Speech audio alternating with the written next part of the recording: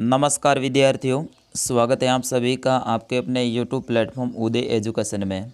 बात करेंगे इस वीडियो में कक्षा 8वीं के आगामी बोर्ड परीक्षा की दृष्टि से इम्पोर्टेंट आपके सामाजिक विज्ञान के पेपर के बारे में। विद्यार्थियों, ये पेपर रियल होने वाला है क्योंकि इनमें से कई सारे प्रश्न हैं आपके एग्ज़ाम में सीधे ही पूछ जाएंगे। तो आप सभी विद्यार्थियों से निवेदन रहेगा, वीडियो को अंत तक देखिएगा, वीडियो को लाइक कर दीजिएगा। आपका अपना चैनल है, अभी तक आपने सब्सक्राइब नहीं किया है तो चैनल को सब्सक्राइब भी कर लीजिएगा। विद्यार्थियों, ये पेपर की पीडीएफ आपको चाहिए तो भी मैं वीडियो के अंत में आपको बताऊंगा कि इसकी पीडीएफ आपको कहाँ पे मिलेगी। सबसे पहले आपके सामने जो निर्देश हैं उसको आप पढ़ लीजिएगा, फिर उसके बाद में अपन बढ़ते हैं पहले प्रश्न की ओर। पहला प्रश्न है कि भारत का प्रथम गवर्नर जनरल है वो था Lawrence, Warren Hastings, Lord Mount Curzon या फिर बेटिंग। तो विद्यार्थियों, इसका सही आंसर होगा वो होगा वॉरेन हेस्टिंग। अपना ऑप्शन नंबर ब रहेगा इसका सही आंसर। भारत का प्रथम जो गवर्नर जनरल है वो वॉरेन हेस्टिंग था। अगला प्रश्न, प्रश्न संख्या 2 है कि निम्न में से नवीकरणीय संसाधन है सौर ऊर्जा, पवन ऊर्जा, जल विद्युत या फिर उपयुक्त सभी। तो इसका सही आंसर होगा विद्यार्थियों वो हो जाएगा आपका ऑप्शन नंबर द, उपयुक्त सभी।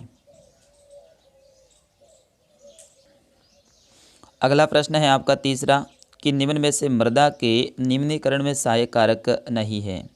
ठीक है, तो यहाँ पे देखिएगा वनो उन्मूलन, अति पशुचारण, इस्लाकृति, भूस्खलन। तो इसका सही आंसर क्या हो जाएगा तीसरे का आपका ऑप्शन नंबर स, यानी इस्लाकृति। इस्लाकृति से कोई भूमि का निम्नीकरण नहीं होता है।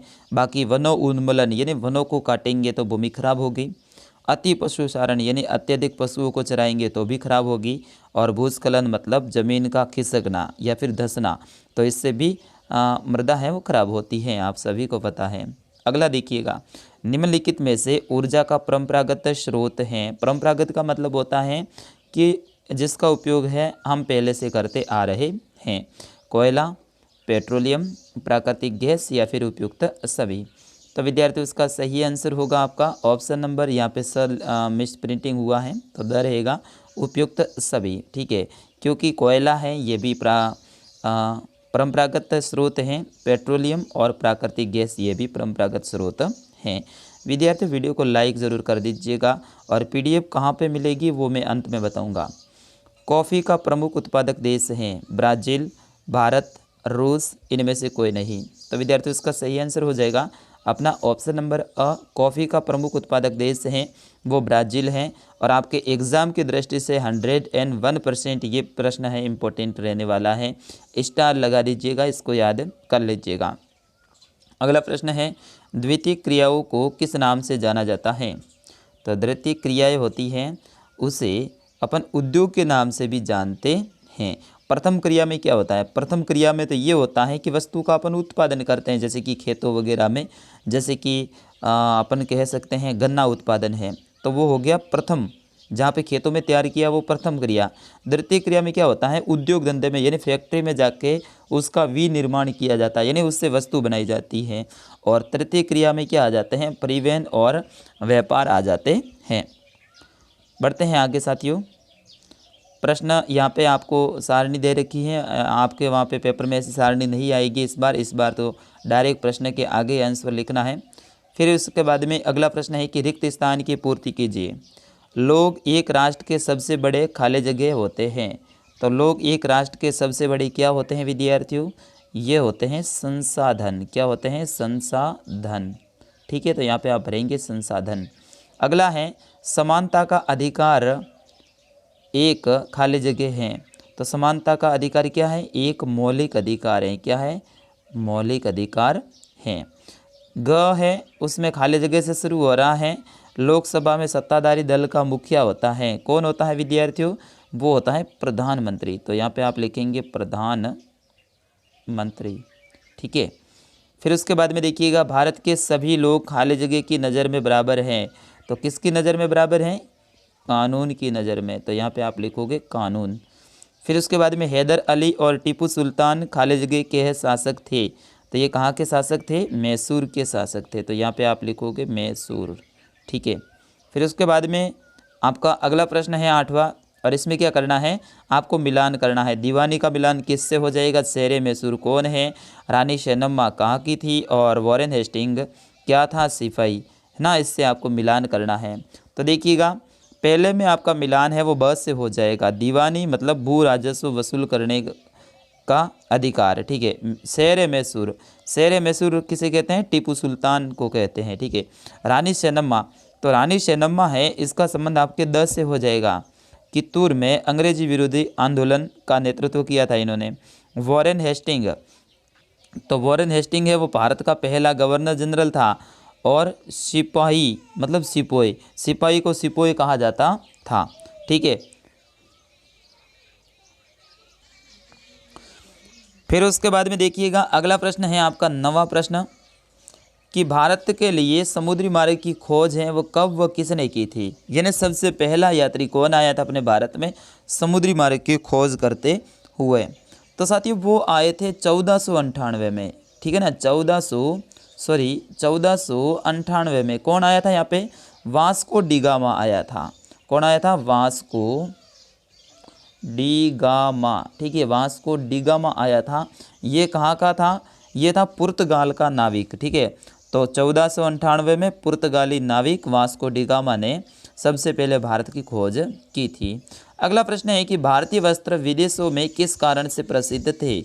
तो भारतीय वस्त्र विदेशों में है वो कारीगरी, बारीकी तथा शानदार छपाई के लिए है ना विदेशों में प्रसिद्ध थे।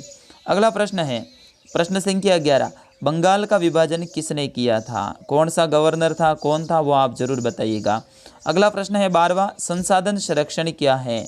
संसाधन संरक्षण क्या है, तो बिल्कुल आपको लिखना है यहाँ पे कि संसाधनों का सावधानी पूर्वक या फिर सतर्कता पूर्वक उपयोग करना व उन्हें नवीकरणीय के लिए समय देना संसाधन संरक्षण कहलाता है। विद्यार्थियों वीडियो को लाइक और चैनल को सब्सक्राइब जरूर कर लीजिएगा। अगला है कि भूमि निम्नीकरण के कोई 2 कारण लिखिए। तो भूमि निम्नीकरण के कोई 2 कारण आपको लिखने हैं। तो यहाँ पे आप लिख सकते हैं वनोन्मूलन। पहला क्या लिख सकते हैं, वनोन्मूलन, ठीक है, वनोन्मूलन, ठीक है। और दूसरा क्या लिख सकते हैं, कीटनाशकों का अत्यधिक प्रयोग, ठीक है। चौथा क्या लिख सकते हो, भूस्खलन। इस तरह से आपको 3 ही कारण लिखने हैं। अगला प्रश्न देखिएगा प्रश्न संख्या 14, सरकार के 3 अंग हैं वो कौन कौन से हैं। सरकार के 3 अंग हैं वो कौन कौन से हैं। तो एक तो है विधायिका, ठीक है, विधायिका। फिर उसके बाद में दूसरा है आपके कार्यपालिका, कार्यपालिका।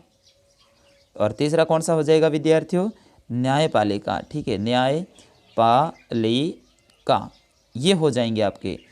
अगला प्रश्न है कि धर्मनिरपेक्षता का मूल मंत्र क्या है। उससे पहले मैं आपको बताना चाहूँगा अगर आपको ये PDF चाहिए तो कहाँ पे मिलेगी, आपको गूगल में जाके सर्च करना पड़ेगा uday-study.com, ठीक है, uday-study.com। और वहाँ पे आपको लेटेस्ट पोस्ट का एक ऑप्शन मिलेगा, उसके ऊपर आपको क्लिक करना है। वहाँ पे जैसे ही आप जाएंगे तो आपको ये PDF मिल जाएगी, वहाँ से डाउनलोड ऑटोमेटिक हो जाएगी और फिर आराम से इस PDF को आप पढ़ सकते हैं। लेकिन अभी नहीं करना है, ये वीडियो को पूरा देख लो फिर उसके बाद में जाओ आप, ठीक है। और uday-study.com की जो लिंक है वो वीडियो के डिस्क्रिप्शन में और कमेंट बॉक्स में भी मैं दे दूँगा। अगला प्रश्न है धर्मनिरपेक्षता का मूल मंत्र, वो मैं पहले बता देता हूँ आपको, ठीक है। वर्चस्व को समाप्त करना, यानी किसी एक धर्म को मूल रूप से मान्यता नहीं देना, ठीक है। यहाँ पे देखिएगा किसी देश में लोकतंत्र क्यों आवश्यक है। तो किसी देश में लोकतंत्र इसीलिए आवश्यक है क्योंकि जनता के द्वारा अपनी सरकार चुनने का अधिकार होता है लोकतंत्र में, जिससे जनता है अपनी मनपसंद व्यक्ति को सरकार में आगे जाके खड़ा करती है और उसे प्रधानमंत्री या फिर मुख्यमंत्री के रूप में बनाती है। अगला देखिएगा, झांसी की रानी लक्ष्मीबाई की अंग्रेज़ों से ऐसी क्या मांग थी जिसे अंग्रेज़ों ने ठुकरा दिया था। तो उनकी मांग थी कि भाई नाना साहब हैं, उनके जो दत्तक पुत्र हैं, पेशवा के बाजीराव के नाना साहब दत्तक पुत्र है, उनको है ना वहाँ का पेशवा घोषित किया जाए, यानी राजा घोषित किया जाए, तथा जो पेशवा बाजीराव को जो मिलती थी पेंशन वगैरह वो इनको भी मिले, ठीक है।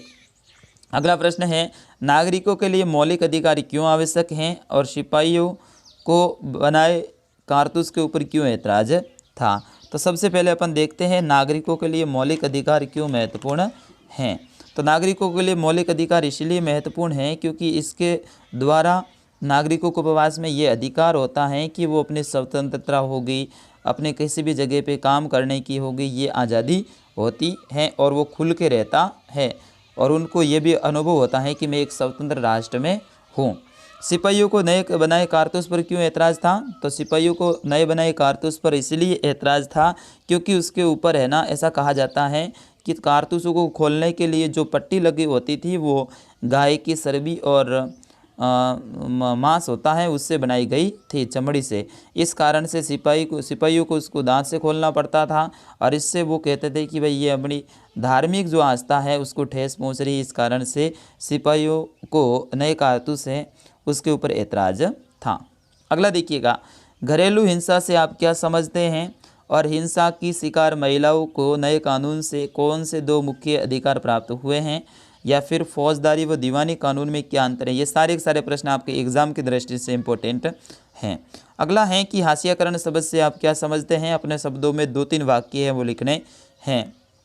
तो विद्यार्थियों आपको पता है ना हाशियाकरण क्या होता है? किसी व्यक्ति या फिर जो समुदाय है उसको समाज की मुख्य धारा से अलग कर देते हैं या फिर अलग हो जाते हैं, तो उसे ये हाशियाकरण कहते हैं।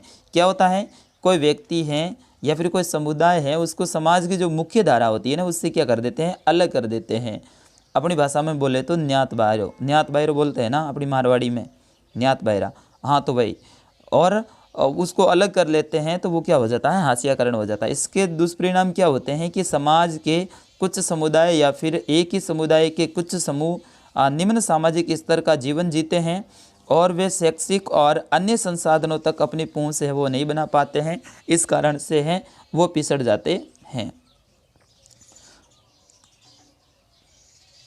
और यहाँ पे देखिएगा मृदा निर्माण को प्रभावित करने वाले कारक, तो मृदा निर्माण को प्रभावित करने वाले तापमान और वर्षा हैं। अगला देखिएगा, जैव मंडल तथा पारितंत्र में अंतर स्पष्ट कीजिएगा। जैव मंडल तथा पारितंत्र में अंतर स्पष्ट करना है, या फिर पेट्रोलियम को काला सोना क्यों कहा जाता है, कारण बताइएगा। अगला प्रश्न है, निम्न में अंतर स्पष्ट कीजिए। लोह और अलोह खनिज, धात्विक और अधात्विक खनिज। लोह खनिज ऐसे खनिज जिसके अंदर लोहे के अंश पाए जाते हैं लोह खनिज कहलाते हैं। अलोह खनिज ऐसे खनिज जिसके अंदर लोहे के अंश नहीं पाए जाते हैं अलोह खनिज कहलाते हैं।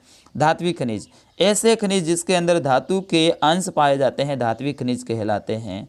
अधात्विक खनिज ऐसे खनिज जिसके अंदर धातु के अंश नहीं पाए जाते हैं उसे अधात्विक खनिज कहते हैं।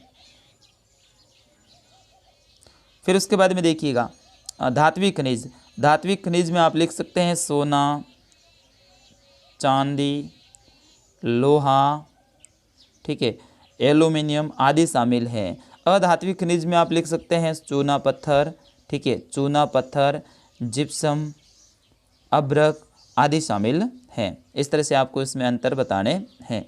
अगला देखिएगा, इतिहासकार अंग्रेजी शासनकाल को औपनिवेशिक युग क्यों कहते हैं, या फिर जेम्स मिल ने भारतीय इतिहास को जिस तरह कालखंडों में बांटा है उसमें क्या समस्याएं थी। तो दोनों का ही उत्तर मैं आपको बता देता हूं। सबसे पहले इतिहासकार देखिएगा, अंग्रेजी शासन को लोग समानता, स्वतंत्रता तथा आज़ादी के समान अपना जीवन निर्वाह नहीं कर सकते थे और न ही उस समय की कोई आर्थिक प्रगति हुई थी। इसीलिए इतिहासकार अंग्रेजी शासनकाल को औपनिवेशिक युग कहते हैं। अब देखिएगा, जेम्स मिल ने भारतीय इतिहास कालखंडों को बांटा, उसमें क्या समस्याएं थी। जेम्स मिल ने भारतीय इतिहास को 3 कालखंडों में बांटा था, हिंदू, मुस्लिम और ब्रिटिश। क्या बांटा था भाई? हिंदू, मुस्लिम और ब्रिटिश। इस तरह से है ना जेम्स मिल ने बांटा था। जबकि अपने जो भारतीय या फिर आधुनिक इतिहासकार हैं वो है ना भारतीय इतिहास को ऐसे नहीं बांटते हैं, वो बांटते हैं प्राचीन, मध्य और वर्तमान जो है इतिहास, इस तरह से। लेकिन ये है इन्होंने इस तरह से बांटा था। इसमें इन्होंने कहा था कि यहाँ पे धर्म फैला हुआ था, जातिगत बैर फैले हुए थे, ठीक है, यहाँ पे कोई समानता नहीं थी। इस तरह से है ना बड़ा सड़ा के इसने बातें लिखी थी, जबकि ऐसी कोई बात थी नहीं अपने यहाँ पे। East India company Tipu Sultan को अपना खतरा क्यों मानती थी और रहे थे वो नील की खेती से क्यों कतरा रहे थे। ये प्रश्न दोनों ही इंपॉर्टेंट है, याद कर लीजिएगा।